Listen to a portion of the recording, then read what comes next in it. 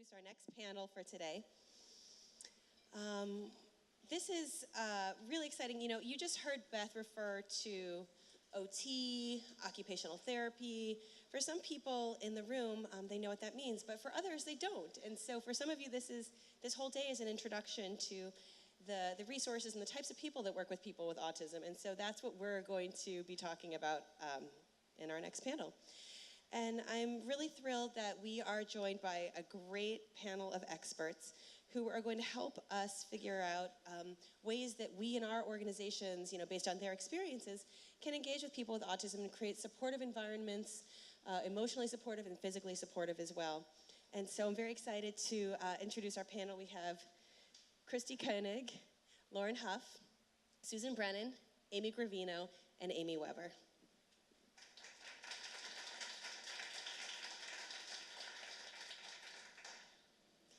And I'm just going to start this off by talking very quickly about a program here at the Transit Museum called Subway Sleuths.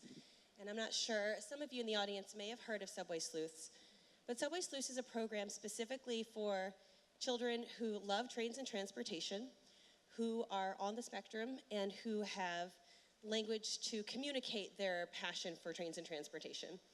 And that's sort of the overall framework of the program, but the goal of the program really is to help these participants develop their social skills, help them develop their language and communication skills, and use the trains, their love of trains, as the glue to help them do that. So many of the kids who come here for Subway Sleuths already feel comfortable in this environment. It's a museum that they're familiar with, that they love. And so because they're already comfortable here, free from the pressures of, say, a classroom setting, for instance, they're able to sort of expand beyond their comfort level at times, and we're able to use their passion as a way to make connections with one another, develop peer-to-peer relationships, which can be challenging for young people with autism. And so what we've done is we've taken a special interest, trains and transportation, and used that interest to really engage with these students, to not treat that interest as an obsession that needs to be overcome or as something that needs to be tamped down. It's something that we honor here and that we're thrilled to honor here, and not only to honor it, but to also use it to help these students engage with one another and develop skills. And so this, the Subway Sleuths program is an example of a program that uses special interests and uses a strengths-based approach to working with children on the autism spectrum. And that's what we're going to talk about today. So I've just described one program that uses this approach, but I'm wondering, I forgot to have you guys introduce yourselves. Hang on, I got started too. I was so excited to talk about Subway Sleuths that I just forgot to have you guys introduce yourselves. So before we get started, before we talk about how you all use strength-based approach in your practice, why don't we start at the end with Kristie, and you can each tell us a little bit about what you do, because what you do might be new to some people in the audience. Okay, my name is Kristie Patten Koenig. I'm currently the chair of the Department of Occupational Therapy at NYU, and have a faculty of 11 that are training the next generation of occupational therapy students. So occupational therapy, let's back up. What is occupational therapy? She mentioned that you may not know what that is. If you think about occupations, what we define as occupations are things that are meaningful to you or things you have to do every day. Those are your daily occupations, things that are part of your everyday life and those that you find meaningful. And whether it's a disability, a disease process, or an injury, how do you get back to doing those things, or find a way to do it by adapting and accommodating to your situation? We work with the environment. We look at the environment. So a lot of the things that we do around autism is looking at the environment and looking at, for example, the sensory environment. If I know many individuals that I support, the lights here would not be conducive as far as the sensory environment, right? So not that there's anything wrong with that, but we quickly go in and we kind of do a sensory scan, and we look at what are kind of the sensory offenders, how can I support my clients in this environment, do there need to be accommodations within this environment that someone may not be thinking about that can help them be successful, and engage in those meaningful occupations. If you look at what are the meaningful occupations for children, they're to be a student, they're to be a son, they're to be a daughter, they're to be a sibling. Those are their occupations, a young child. As children get older, their occupations increase, whether that be a worker or a volunteer or a college student. You know, in each of these transition times, your occupations tend to change. You know, and the roles that you have to fulfill change as you go through life. So that's kind of occupational therapy in a nutshell.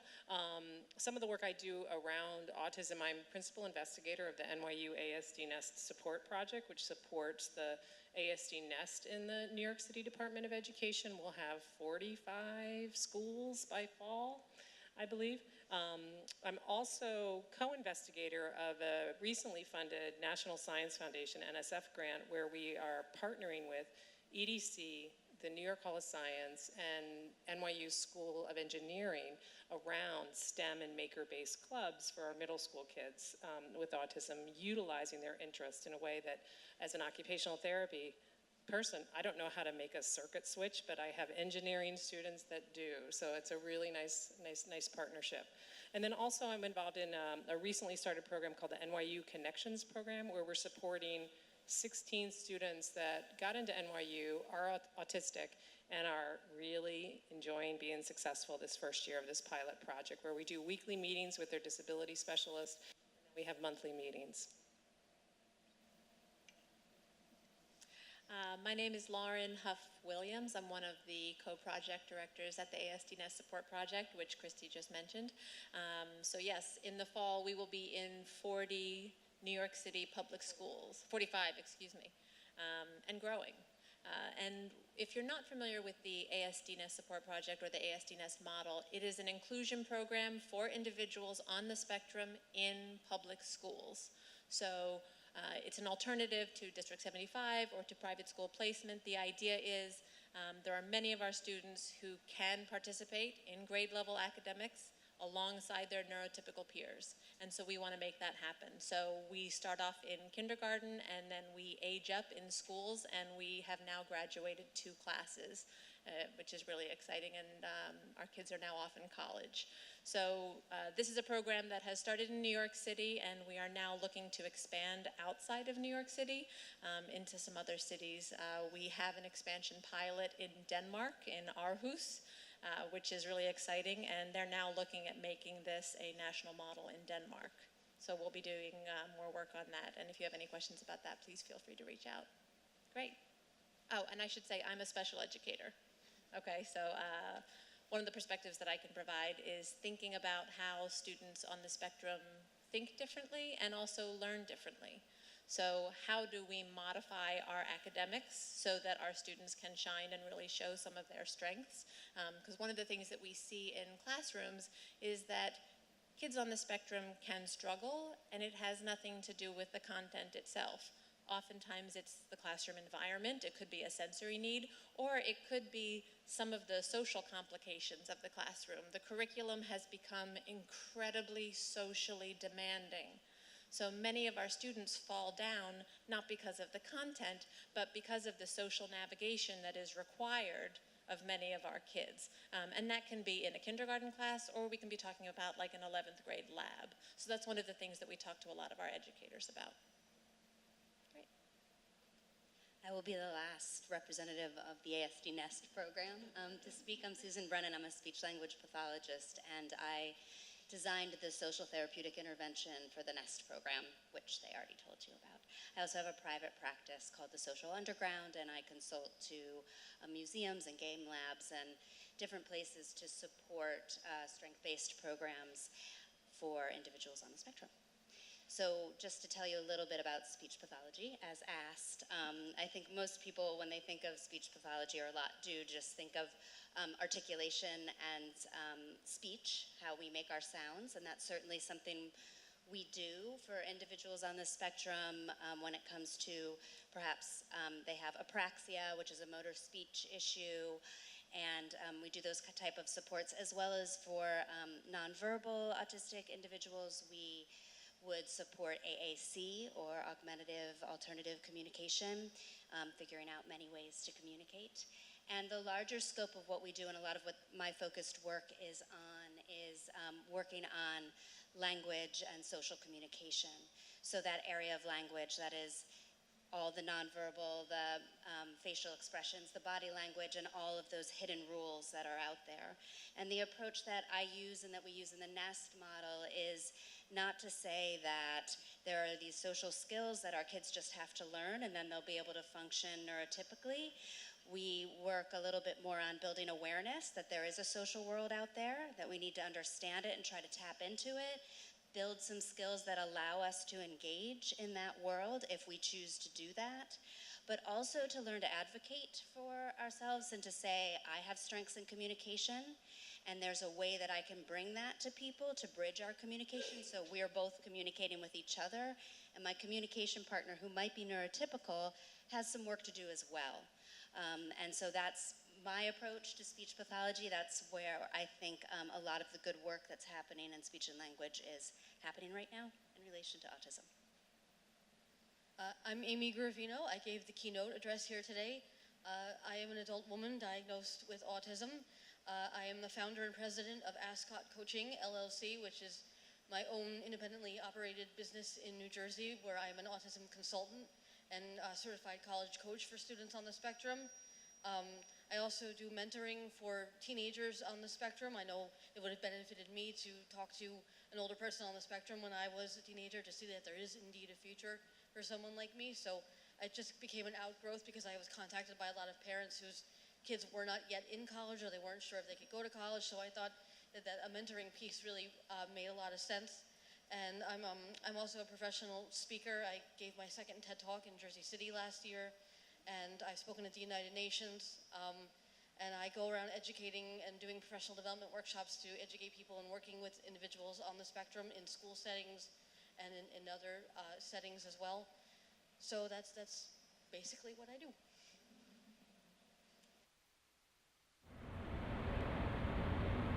Hi, my name is Amy Weber. I'm a clinical social worker in private practice.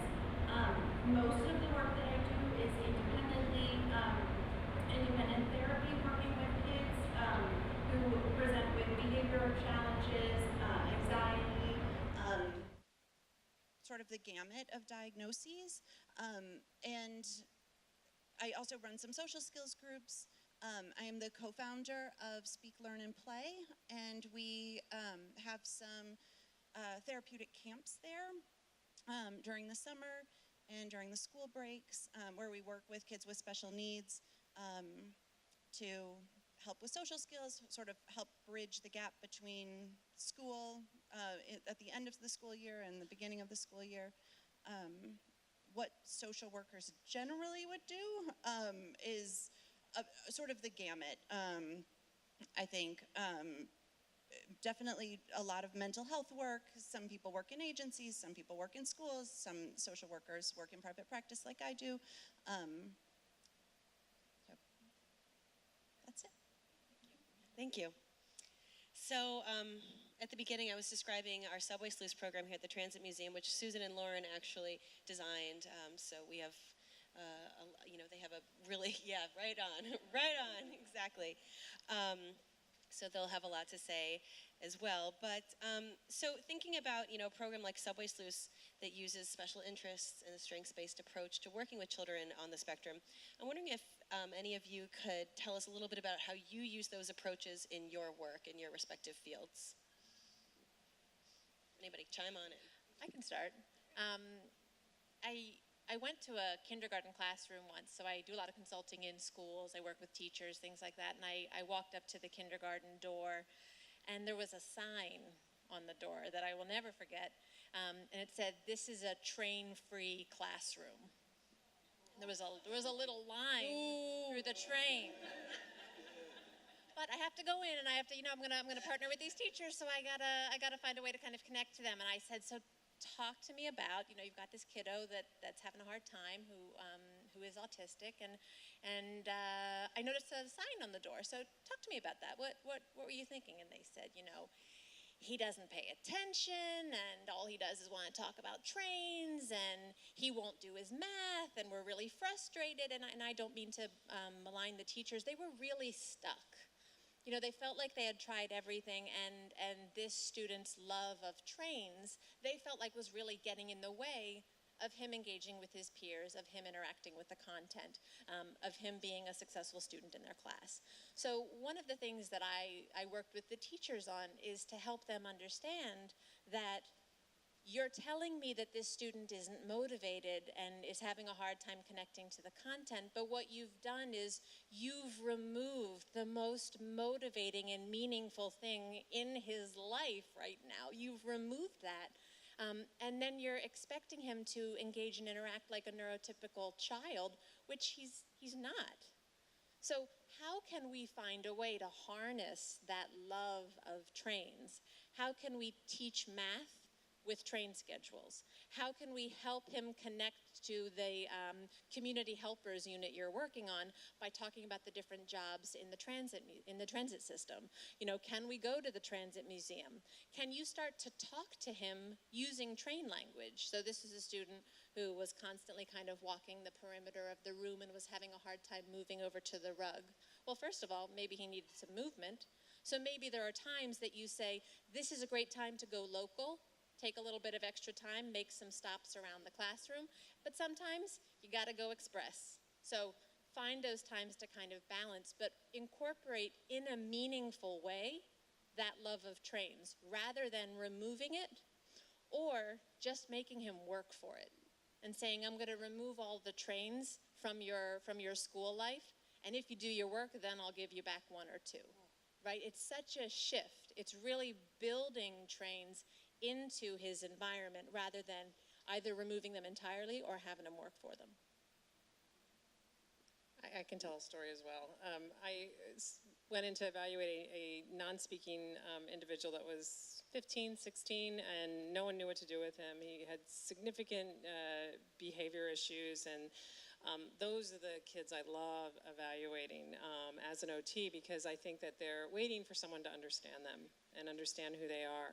And whenever I evaluate anyone, if they can't speak and they don't have a system of communication, I talk to people that love them and figure out what is it they spend most of their time doing. Because if you're doing something for most of the time, chances are you like it or it interests you. And I don't care what it is, it's a starting point. And she had said, those of you that are old in the room, I'm above 50 will understand this reference, okay.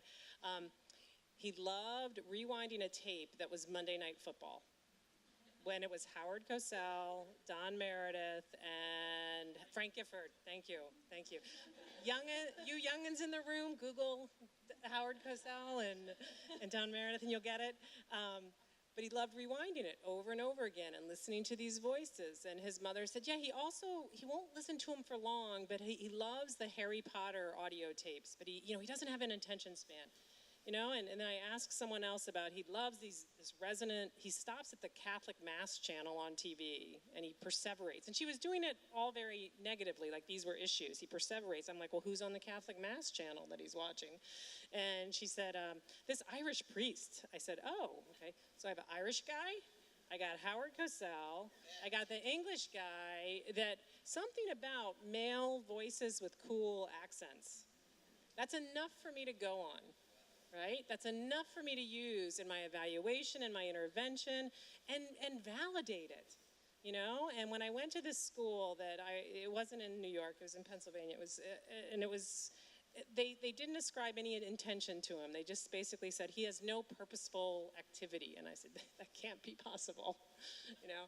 And he would rewind this tape, and they're like, yeah, but he doesn't know how to use a VCR. I'm like, he's rewinding to Howard Cosell to the exact spot. I think he's got how to use a VCR, because he had like 3 goals related to using a VCR. I'm like, he's got it when properly motivated. And so what we ended up doing is spent a couple hours with him, and what we ended up doing that was just incredible, ended up being incredibly successful, was getting him a cassette tape with headphones that he could listen to with things he had to do throughout his day, narrated by the most beautiful male voices with bizarre accents. And he loved it. And I'll tell you one other quick story. I consulted in a group home and they had a problematic behavior, you know, and we view these through the lens of problematic behavior. And it was a guy who broke all glass all the time. That's a no-no, right? Big problem. That was his thing. He would find glass and he'd break it, you know, and so they had to change it all to plastic, get all the glass out of the way. And, you know, I went in, I consulted, I'm like, he likes doing that. What's his response when he does it? And apparently he's very happy when he breaks glass. We got him a job. Anyone want to make a guess? Recycle center. He would throw the bottles into that trash. He would listen to them, you know, and guess what? He was employee of the month, not only the first month, but every other month after it, and he didn't break glass at home. You know, so it's how we think. So it's really, to me, about how you think and how you approach any situation you interact with as a clinician. So I have private groups that I work with, and I just want to say kind of two different approaches towards using interest-based learning.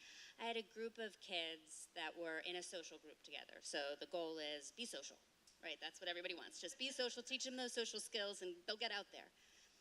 Okay, so I had a kid whose interest area was animal skulls.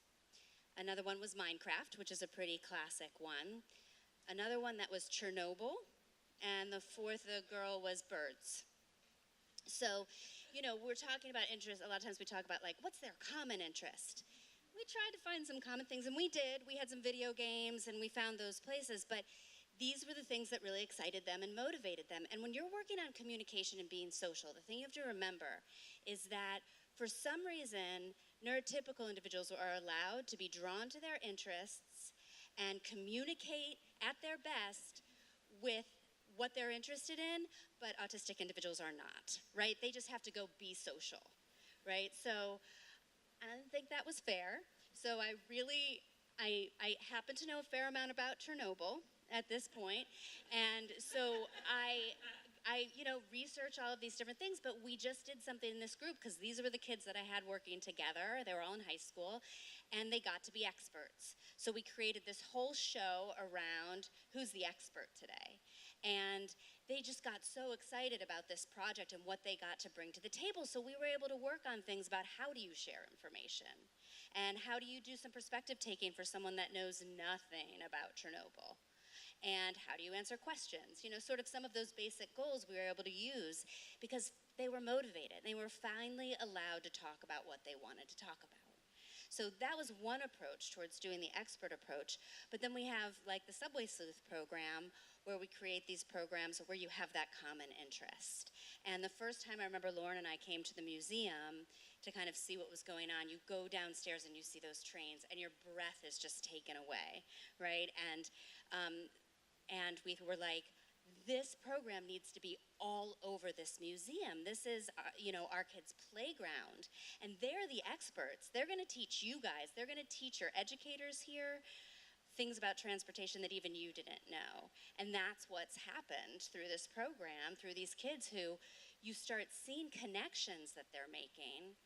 And a lot of times we work with the facilitators and we're like, step back. You have your agenda and your idea about what you want to do. But if these kids start getting excited about something, remember they're the experts.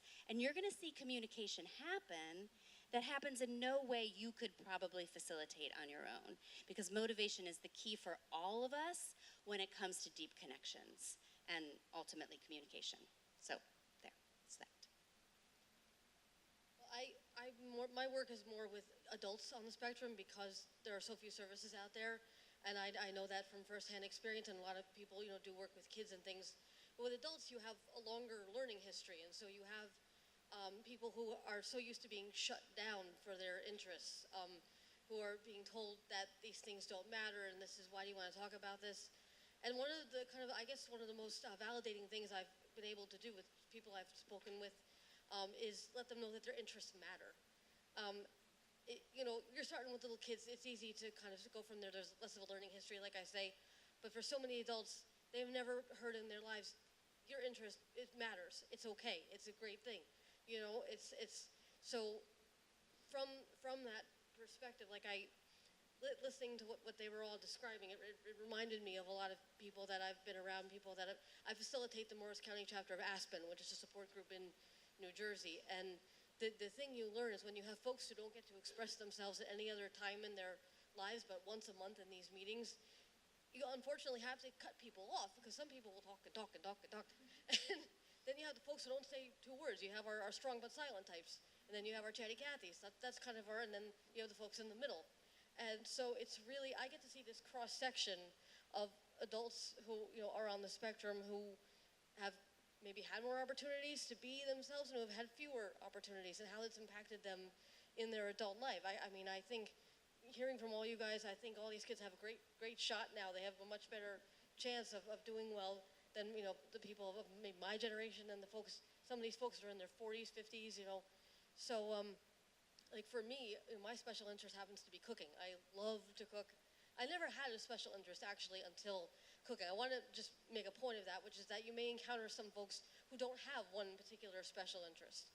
And that's an even harder thing because, as a girl especially, like the symptoms we use for autism were used observing boys.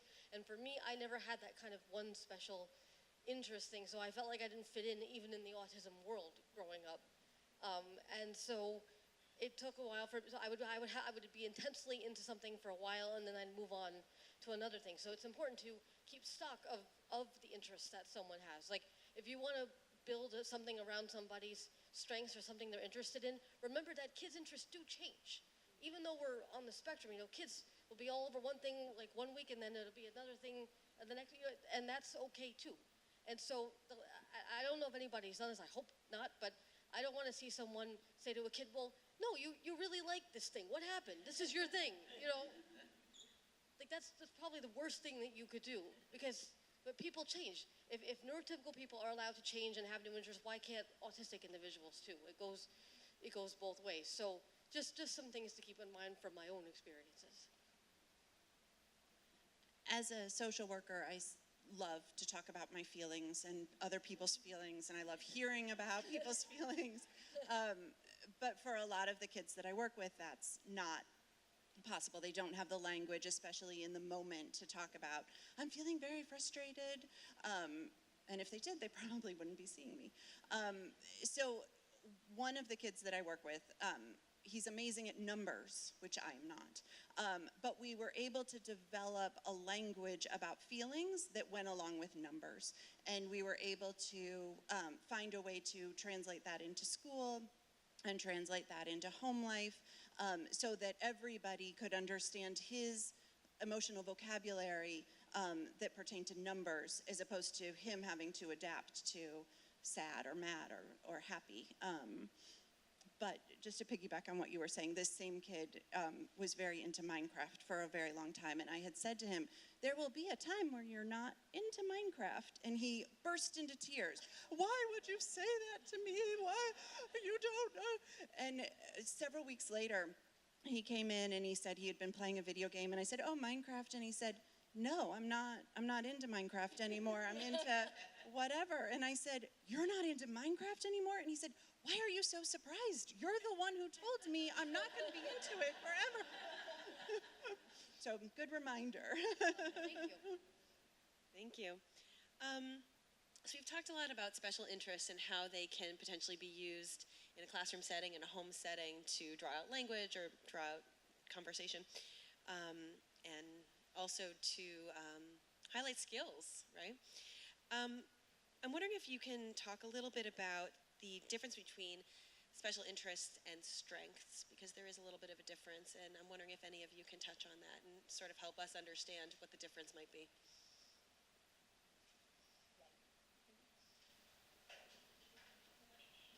Which Amy? Which two Amy's? Me? Okay. No, there is a difference between a special interest and a strength. Sometimes the thing that somebody's really passionate about isn't always something that I read this thing the other day about when you get jobs that are based on your passion, and then you're working 60 hours a week, and then you get burned out, and it's like, people are like, oh, but this is your passion, don't you love this? And you know what I mean? So we have to think about, when we're trying to create a career or trying to build something off of somebody's passion, what are the skills they're going to need to do the job, number one, and are they good, how do we keep from that, having that burnout happen? Because it can certainly happen, and then I think the pressure is even more challenging for folks on the spectrum, because if people are, we see people are trying to help us, and we want to please people, we want to make them happy, and then if we if we're having a tough time, we don't want to let anybody down. That was my experience growing up. I didn't want to let people down. I was desperately afraid of letting people down and letting myself down as well. So, like what someone is intensely interested in, it may not correlate necessarily with what their skill strengths are for in the job. Like, for example, if someone's really good at filing stuff, that may not necessarily go well with mountain climbing. I don't know. Like, let's say their passion is mountain climbing. How do you know what I mean? It's a weird example, I know, but I just think that when you're looking at building in these kinds of programs, that I'm trying to get the words here, that you don't want to only look at strengths. You want to acknowledge the challenges as well, because those contribute just as much. If we build a career based on this person's passion, what challenges could arise? They'll only want to do this part of the job, but all this other boring, bureaucracy stuff, they don't want to do. But they got to do it. That's the job. So it's important to consider, I think, both of those sides is what I'm getting at. I think I could piggyback on that a little bit. I think one thing that I've found as a therapist in working with kids and allowing them to have their interest is that I do see, and I'll speak from language and communication, I do see areas of strength come out of that I don't see when they're being forced to fall into just learning a skill, right? When they're able to approach their interest. I see those strengths, and I still see the challenges, but I see that motivation to take on the challenges because the strengths are also being highlighted. So I think it is important. I agree with that, and I'm actually really appreciate hearing that they don't always directly correlate, right? That what the strengths, that your interest doesn't necessarily mean that's going to be your exact job. But I do think we can find different areas, and I'll say that, there's kids that I've worked with who I get to see what those strengths are when we're working on that interest area, and I think they overlap. So we get to see the strengths come out of the interests. I was working with a kid for a number of years, and one of the things that he did that tended to drive people crazy was ask lots of questions. And the thing was, the teachers and even his parents at times were like, how can we get him to stop asking all of these questions? And it was a really interesting thing, and I went back and forth in my head, and Lauren knows who I'm talking about, and we came up with different strategies, but it kind of struck us at one point that he's a kid on the spectrum who's remembering details about other people and asking them questions about it later from the last time he saw them. Even if he saw them 10 years ago, he would remember something about them and ask them questions about it. And yet what people were doing were saying, that's driving me crazy. Let's get him to stop asking questions. And so I think we also have to recognize that when we honor different things like interests, or when we see challenges, there's often a strength in there.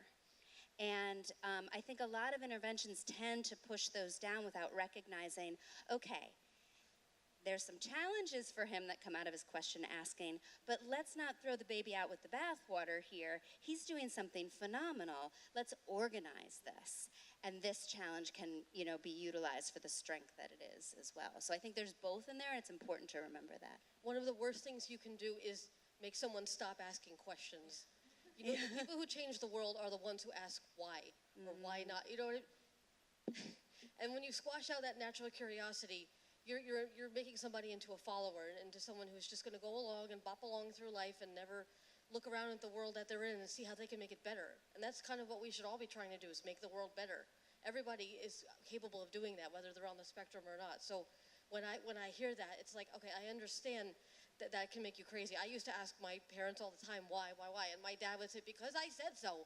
And I'm like, but that's not good enough. I need to know what I have to do, you know, what, and that's part of the problem of motivation not existing in a lot of students on the spectrum is we don't see the reasoning behind why we have to do this pedantic work on our desks. What is the purpose of this? But never try to stamp out that curiosity and those questions, because that's what makes life worth living, is finding out and indulging that curiosity. So. One of the things that I would say too is we don't build our lives on our remediated weaknesses.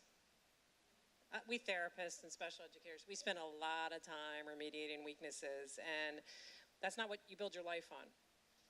Okay? There's a trade-off if that's what you're going to spend all your time working on, the challenge areas and the weaknesses, without embedding an alternative view. And now, we build our lives on our strengths. If you are good at math and like math, you probably have a better odds at being a math teacher than if you hate math and are bad at math and don't have strengths in math. But we build our lives on what we're good at and our strengths. Now, that may dovetail with our interests, or it may not.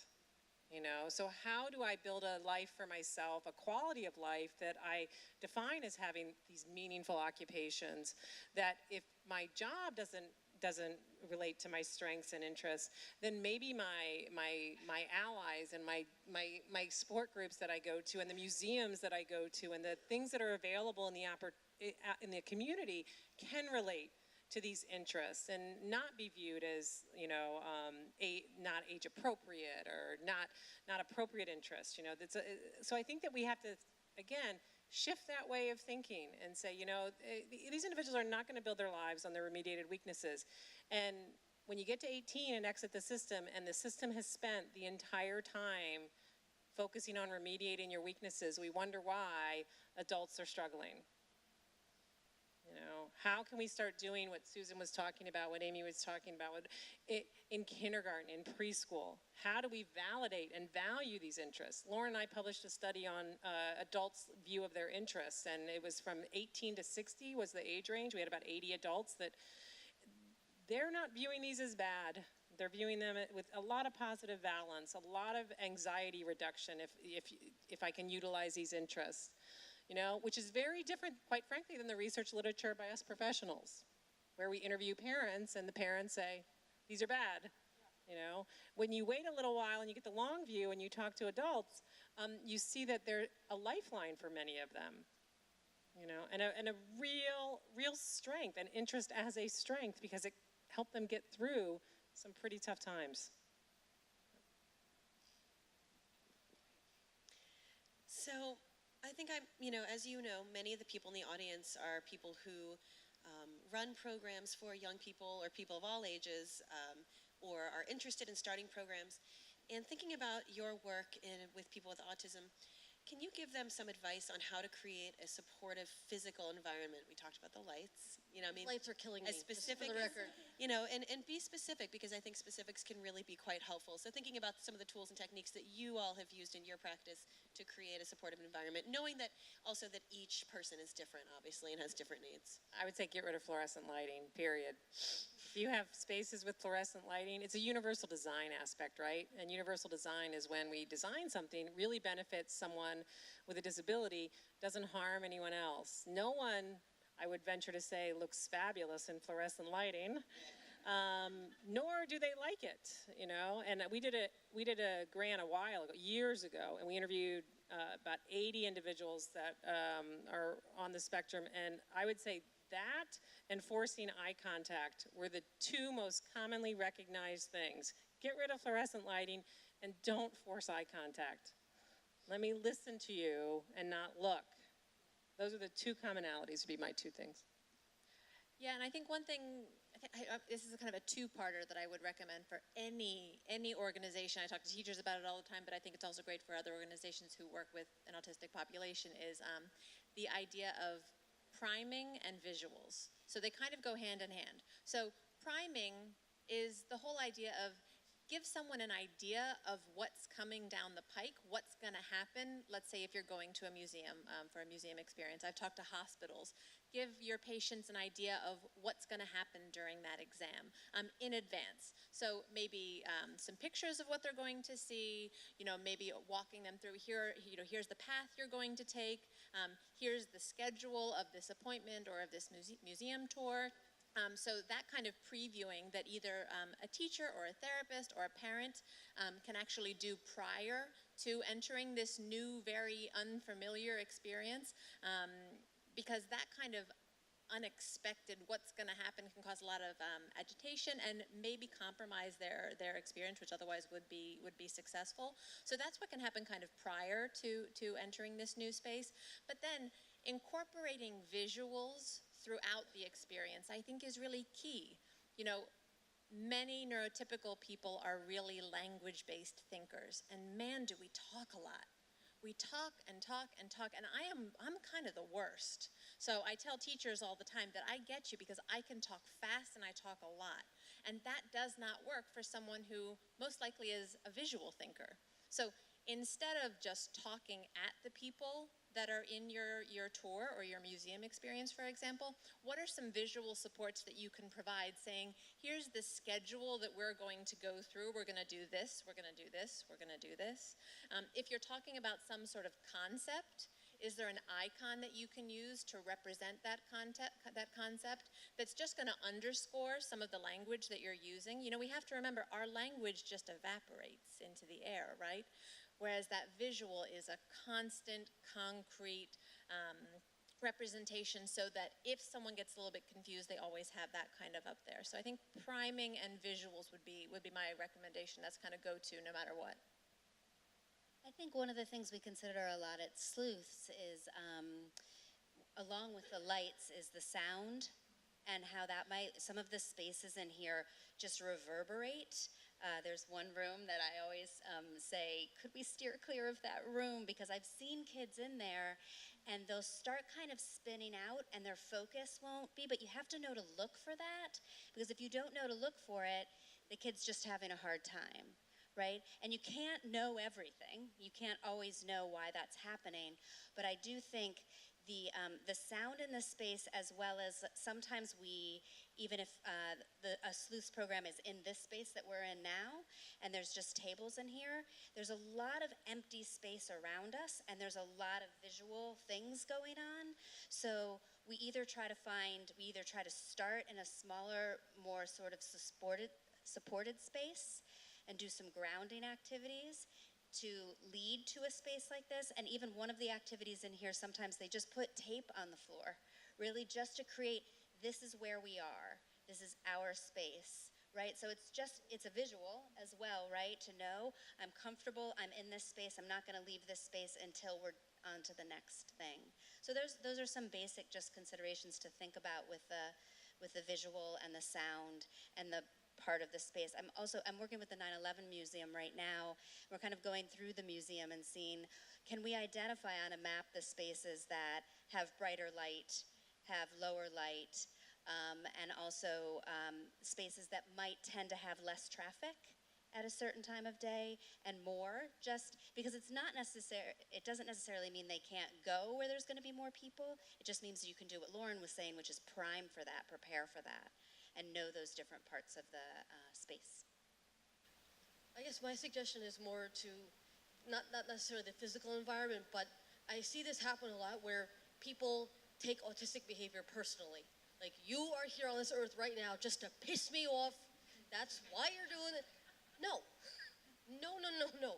I can pretty much guarantee you that anytime anyone in general, but for individuals on the spectrum, we're trying to just get through the day. I said this in my keynote earlier. When I was in school, it just took everything I had just to get through the school day intact and not have a complete meltdown. And if someone's having trouble processing all the lights or the visual stuff, which I'm reading all these signs constantly, by the way, I think in closed captioning. I love words. I'm a writer, so I definitely do great with words. But if there's a lot of information coming in and it's just too much to process, someone, might get overloaded.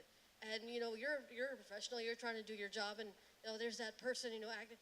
It's not personal. This person is not trying to set you off or interfere with your job. You know what I mean? This person is just trying to live their life and get through this. as much as they're capable of. So, and that attitude, though, it can permeate the whole experience. And believe me, if someone feels that they're not welcome and feels that this is not an environment that they feel safe in, they will not come back. You will not have people coming back. I can guarantee you that. So my advice is more of that rather than, they gave all some great suggestions about the physical environment, but that's another thing to consider. I think to piggyback on that, for me, I'm always thinking about the emotional environment. And I think kids are always, and adults, we're always doing the best we can all the time. This is,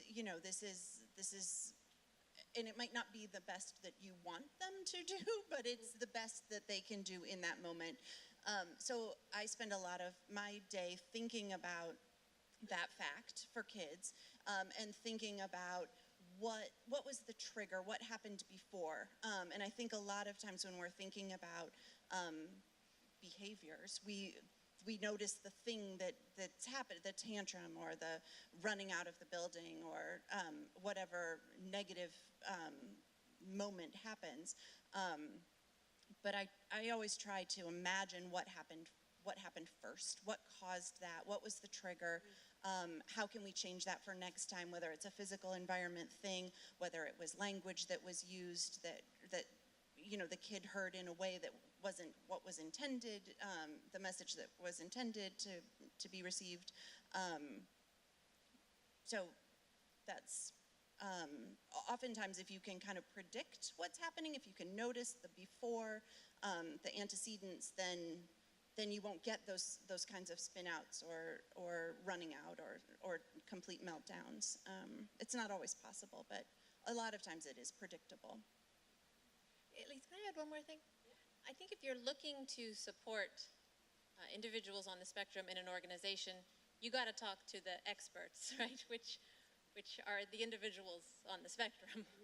I think sometimes we forget about that. If you're trying to build an accessible experience for kids, young adults, adults who are autistic, reach out to your local autism organizations and talk to the experts and say, what do you wish we had here? What do you wish was different? Can you come in? Help me do a sensory scan. What about this environment might be tricky?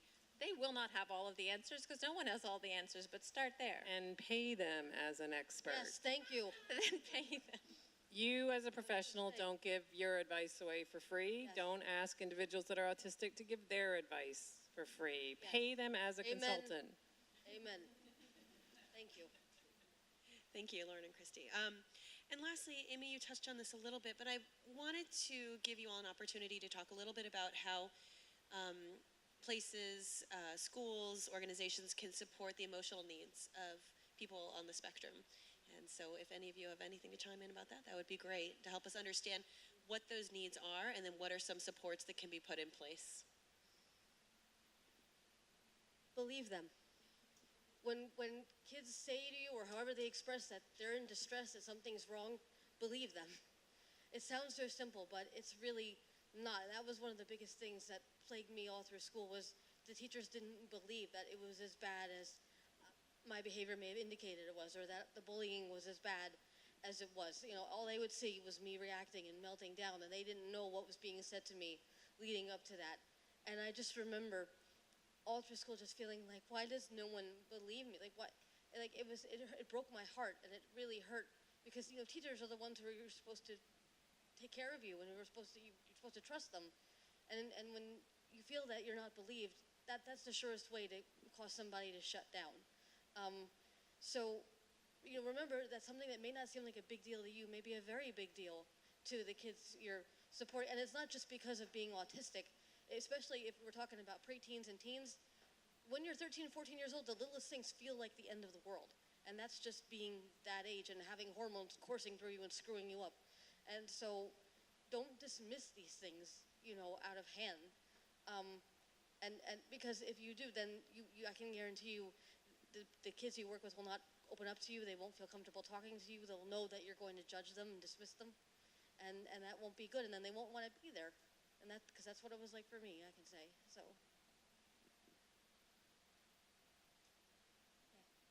I spoke to a parent this morning who said what should I do when my kid, gets upset because I've set a limit and the limit has to stay? And I said, you can empathize. You can just say, I get it. It sucks that you can't have a cookie, but it's still no. And she said, really? I could just say, I know it's awful? And I said, you really can. Kids want to be understood, I think, and adults. But I think just that little bit, yeah, I get it. You are so mad that whatever. It doesn't change the fact that it's still, you can't have a cookie. But it does go a long way towards, like, okay, at least they understand. At least they understand that I'm mad about that. Just to piggyback on that, autistic individuals are often said and told and believed to not have empathy or have the capacity to display empathy, but in fact I find it's neurotypical people who don't empathize with us far more often. And speaking personally for me, everything gets in. That's the problem, is it's hard to filter out all the things, all the emotions, but I feel total empathy all the time. But I've just seen through my life, it's often the neurotypical folks who don't have empathy for people on the spectrum, and that's what needs to change more than anything. Can I add something? I think just to bring that back to the sort of honoring these interests, and if you're thinking about creating a program, I think you're doing just that. You're validating who these kids are by creating, potentially creating these programs, or if you're a parent, allowing your kids to engage in these different kinds of activities and places that are areas of interest to them. I'll say that I often I think I'm going to put myself out of business because I'll be doing my social groups and they'll be going well, but I'll say to a parent, I love having them and it's great, but it's kind of time for them to go do this thing that they love. Like, let them go out there with these things and just be around the thing that they love. And I think that's what I would say is one of the most supportive social emotional things that you can do, is kind of recognize what kids love and create that space for them. And just to add one more thing and piggyback, there's a fallacy we have in this world of readiness. They're not ready yet. They're not demonstrating the appropriate behaviors yet to go do this thing they love. That is a fallacy. And we've got to get rid of it, because a lot of times when you put them in situations with things they love, with their interest, etc., things happen that will surprise you. And I thought he wasn't ready for this. He was just waiting for you to get it, to believe, to validate, And I think that if we wait for so many of our kids to demonstrate readiness behaviors in order to go to the museum, or readiness behaviors in order to be, flip that a little bit and say, I'm not going to wait for readiness behaviors to happen. I'm going to put them with something they love and are interested in, and let me just watch. And you might just be very surprised by the readiness behaviors you all of a sudden start to see. Thank you. Those are some very powerful messages. And we now have some time for a Q&A from the audience. So we can pass a microphone around. So Michael Gilberg, I'm a special ed attorney and disability rights attorney who's on the spectrum myself. And Amy says a lot of what I think, and she's one of the most empathetic people I know. I'm going to be Amy Gravino when I grow up. Oh, Anyways. But I think part of the problem, and I see this with being an attorney and dealing with schools, school districts don't want to focus on kid strengths. They want to focus on what they want to focus on. They have their curriculum and that's it. And they want to, and as Amy said, they don't believe the child. They think it's overblown. It's overblown. The child should just get over it. I had a social worker when I was in 6th grade tell my mother, throw your son away, forget about him. He's never going to graduate high school. So the problem is that, so many of the public schools in particular insist on sticking to this rigid model, and they don't want the kids who are, they don't believe the kids, and they don't think that the problems are real, or they blame the autistic person. And like, I'm not just trying to say Amy's right about everything, but they lack empathy. you can say that. That's okay. Yeah, there's a lack of empathy. I have it today. Someone telling me, you need to do this, this, and this, and not looking at my feelings. And unfortunately, this idea that autistics are not empathetic is because of Temple Grandin. It's not her fault, but everybody has made her the template for autism. And the truth is, I've never met another autistic person who is as emotionless, non-empathetic, and whatever as Temple Grandin. But, you know, every other autistic person I know has tremendous empathy. As like Amy said, again, she's like that, I'm like that, I have people, but I think the problem is we have to change the educational model in the schools, because I see this in school after school. They say it over and over, and this is where the kids spend most of their day. They don't want to focus on the strengths. They want to focus on the curriculum, or say the kid is a problem, the kid is a troublemaker. And you know, it takes lawyers like me to go fight to get them into special schools or get extra services, and most parents can't afford that. And that's the big problem we have, is the educational model in this country. And honestly, we now have a Secretary of Education who thinks it should be up to the individual states whether there should even be services. We're working on it. Yeah, I mean, the answer is, yeah, it's a huge, huge problem. And this involves a paradigm shift at the classroom level, at the building level, at the district level, at the state level. I mean, this is a huge, huge shift. You know, it's one of the reasons why, you know, I'm very excited about the NEST program, because it involves entire schools really shifting the way they think about autism and the way they support their kids on the spectrum. But, well, right now, yeah, I mean, we're starting somewhere. But this is something that, you know, I believe has to be a national model for inclusion. It's not going to meet the needs of every individual on the spectrum. We have to be very honest about that. It's a starting place. But I think, to your point, we need to be shifting the entire way that we think about supporting all students, right? Not just even students on the spectrum. The problem does not lie within the student. The problem lies within the environment in which the student is learning. If the student is not learning the way that we are currently teaching them, then we need to change the way we're teaching them, right, so that they can learn. It's one of many. It's one of many problems. Yeah. And I want to chime in because Lauren, you know, has mentioned that this, you know, we need a systemic change, but many of you are in organizations much like the Transit Museum, where you can pivot quickly and you can get the experts in to help you devise these programs. So even though, you know, the school system, whether it's the state or federal system, really needs to do a lot of soul searching and a tremendous amount of work to make these changes statewide or nationwide, if you're from an organization that has a passion and wants to do this, you can do it a lot faster than those school districts. And you can really serve those students in a way that maybe their schools can't even do that. So I encourage you all to think about that. My name is Melissa. I'm from the St. Louis Science Center in Missouri, and this day was like perfect timing for us. So we're thinking about how to be more accessible and inclusive to a variety of people, including those with autism and sensory needs. And we don't have specific days set aside yet, but in our conversation, sort of planning for that, we realized that really we should just be accessible all the time, and that's probably easier. Really, like once you develop a tool for one day, you might as well just have the tool available all the time. So my question is, in that realm of empathy, so not for the folks who have these needs, because yeah, we are, you know, pretty educated on what tools can support them, but what about all of the other citizens who are at the museum at the same time, so that, like Conchetta mentioned this morning, the mom who was finally able to relax because she was in a community of peers at the museum, how do we develop empathy in everyone else who has heard the word autism but doesn't know what it means or how to react as an observer or co-learner?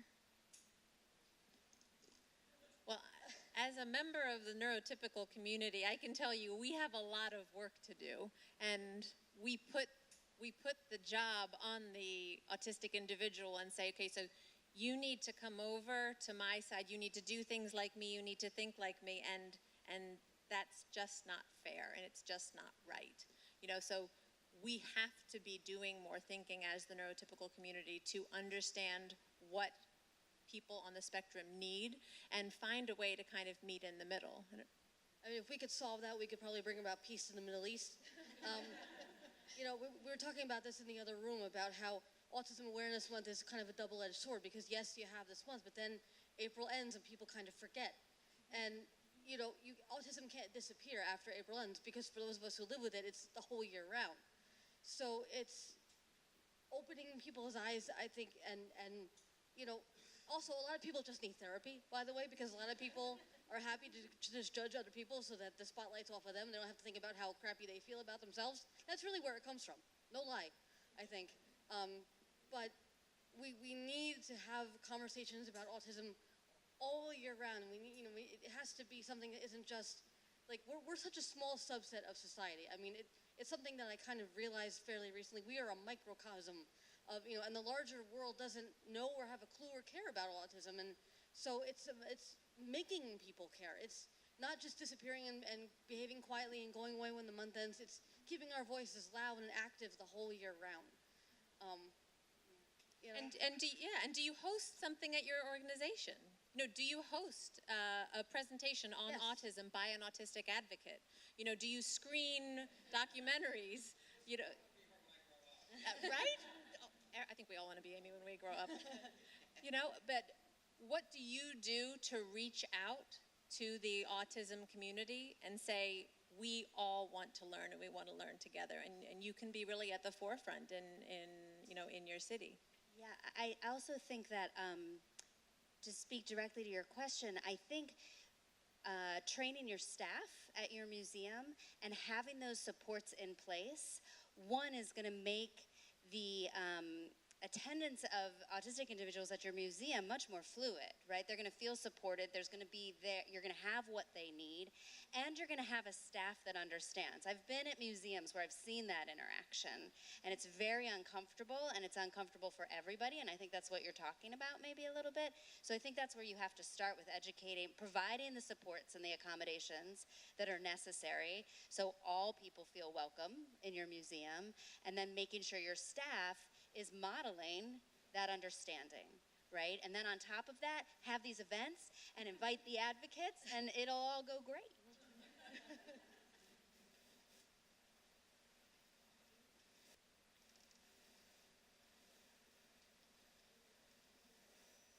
Hey everyone. So I'm someone who's coming out of public education, where I got to spend a lot of time with my students, into informal science education, where we have week-long summer camps, and I'm wondering what tips and tools you have for being able to support and accommodate with a very small time frame, because it's hard even to get to know the interests, and then you figured them out by Friday and then the kid is gone. So just what are some tips that you have for that? I would go with the strategy that Lauren talked about with priming, and really do some ahead work and like get their interest, do an interest survey, get information from them before they come to the camp as part of their, you know, we focus a lot on these intake forms, on the problems and the issues that individuals come with, but like flip that and say, all right, list all your strengths, list your interests, what are you talented in, and then use that as kind of your evaluation of issues, but from a very different perspective. So you hit the ground running differently if you can do some of that pre-work, and then priming them in that week and giving the visual schedules and really supporting them. You know, and recognizing that because of the intensity that you're doing, pay very close attention to the environment, the breaks. Where are your breaks? When do you allow them? What are breaks? You know, we all need sensory breaks. We all need movement breaks. How do you build those into a more intense schedule where they're really focused on the science? Hi, that was easy. I run a recreational social skills program in the city at the 14th Street Y. I have a child whose main interest is an extremely violent video game, and it also is a television show. And it's honestly, I'm not a horror person in general, but it's so scary that it frightens me to talk to him about it. And it really freaks the other kids in his groups out. So I'm trying to figure out how to mitigate it. I know this is kind of a specific question, but it does come up a lot. there's so much more access to media that is very violent or horrific in some way. And I do, in general, agree with you completely in supporting a child's interest, no matter what it is. But when it comes to this, I have a hard time, because not only is it freaking out his peers and they're having a hard time functioning in the room because that's what he wants to talk about, but also a lot of me doesn't think that seeing this kind of stuff is good for any young person. I can't. It's called It's about serial killer souls going into children's toys. I mean, there's a video game. And there's a video game. I think there's like it's all over YouTube, and people have made the show into a video game. I know the one you're talking about. And how old is the 14. child? 14. Okay, so again, this is what he's into. This is our starting place. Yeah. So cutting it off at the pass is just not going to work. Right. I think first of all, you are going to have to do some very serious research on this game. And you are going to have to, whatever beverage you need next to you, while you do your research, I'm not going to judge, but you got to do it, because you need to start to understand what are the different facets of this game and what are the different entry points that you could kind of have him focus on, and to help him understand, okay, listen, I'm right there with you. I want to be able to have you talk about this thing. I want you to be able to engage with other people about this thing. This is what you're really into. Here's the deal. There's some aspects of this that I think you might find really boring. There are some aspects you might love, kind of on a scale. However, in this environment with other kids, it is a little bit too scary. Let's talk about what's in this mid-range that is totally fine for this environment. I actually even read about it. I'm a little interested in this too. I'd love to learn a little bit. I know one kid who's also in the group might also be interested in this part, but find a way, find some aspect of the storyline, of the character, of something that you can actually embrace, and also help to contextualize what about this works or doesn't in this specific context. I don't know, would you guys agree? Well, yeah, I think also, I mean, that's hard, especially with what you just explained, because I'm going to have nightmares tonight just It with is that really brief. scary, I've seen it. So, wow. But I think that going that route allows you also to work on that perspective taking, right? Because you get to validate, be super creative about what you can talk about, but then it's a perspective taking exercise. Like, I get that you like this. Here's the deal. Not everybody does. And here's the situation when we're talking about something that might cause other people some distress. And that's just true. It's not, so you can't do that. It's more, this is something you need to know. I've got to clue you into this. And as Lauren said, that context work of where are the places you would talk about this is important too. That's further validation that there might be forums, or there might just be parts that you can talk about in those forums, but it's really organizing that for them too. And Zsosha Zaks is another self-advocate, and he talks about avoiding extreme isolation, right?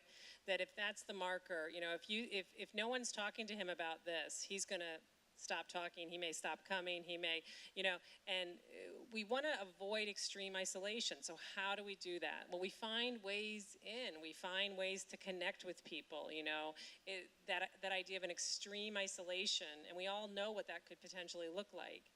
And how do we avoid that? Well, we avoid that by pulling in what you can, connecting with what you can in a way that is appropriate, versus shutting it down, stopping it, because that really is another step along the path to isolating myself even more, if that makes sense. Hi everyone, my name is Jasmine. I'm here because I have my older brother who's on the spectrum. He's nonverbal and requires almost a one-to-one all the time. My question is, what advice could you give to family members, especially Amy, you've talked about it. There's not a lot of support for people, for adults. He's 25 now, and this is this third day hab that he's been in. So I feel like we've gone backwards where he was in a very supported environment. I apologize. It's okay. Yeah. And we don't think that he's really being understood in the in the adult, in his adult life, which is why I'm here, because I'd love to take him out of that and build something that he can grow and be, be productive like he was before. So what advice could you give when starting and building a program in strength and in pretty much just like how, what advice could you give for someone who's trying to figure out how to use all the skills that was supported in a school environment in adult life?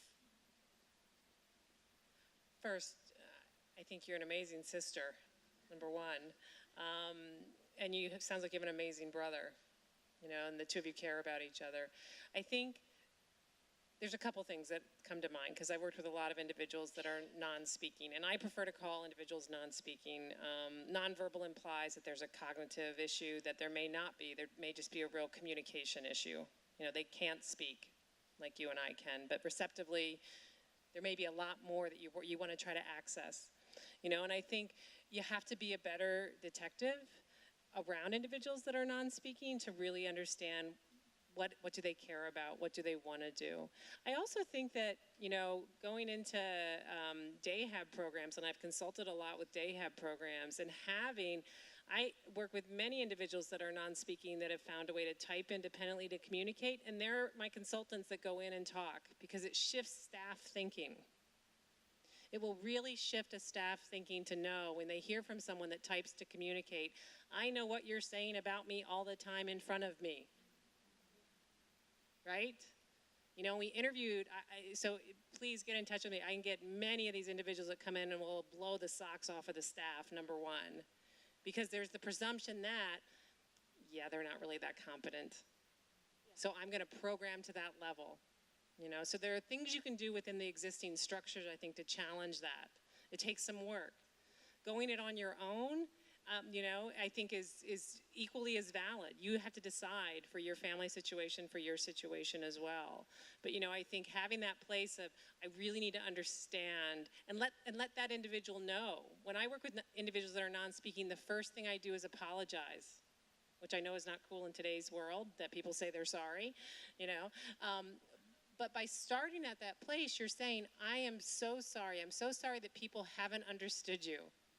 I get it. I'm going to do my best. I may fail, but I'm going to do my best to understand you at a different level.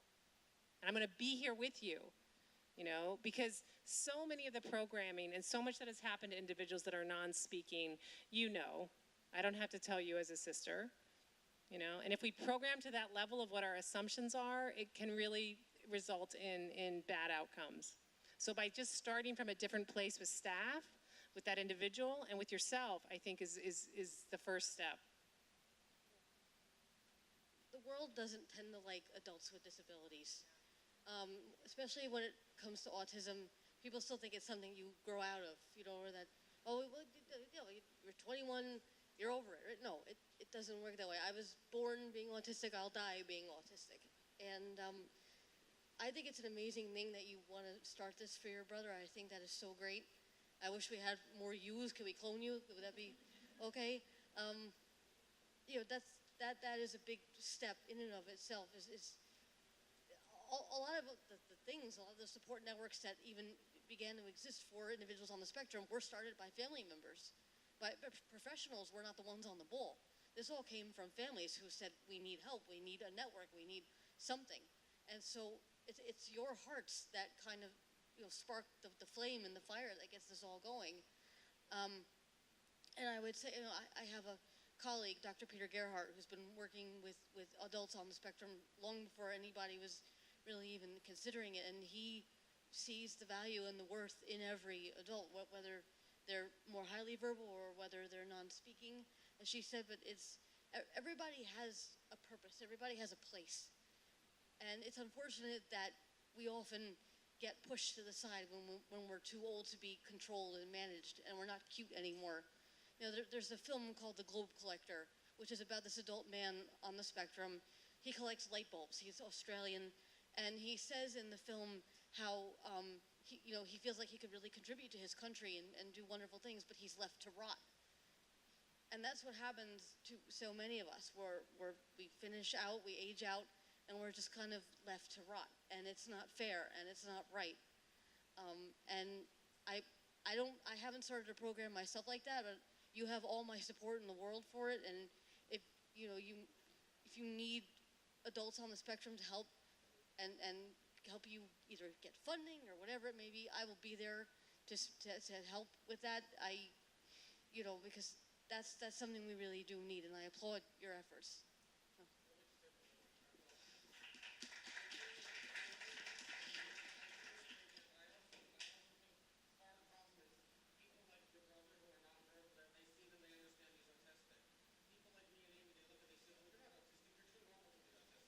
Yeah.